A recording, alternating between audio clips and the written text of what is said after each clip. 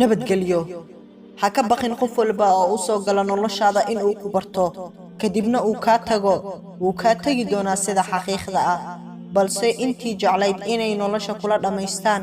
way kula dhamaysan doonaan qofna ha isku dullayn qofna ha baryin adigu naftaada waad ku filan tahay qof maanta naftaada ka xigaahi ma jiro naftaada aamin oo caqiiday naftaada adigu baa bedeli kara qofna naftaada ha ku xirin qof lagu yiraahdo ma jiro maalin walba ayuu kula joogi doonaa qof walba wuu ka tagi doonaa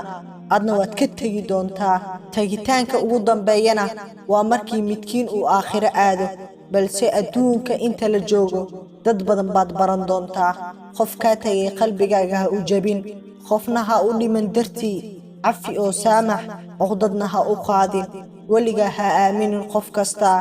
in uu nolosha kula dhamaysan doono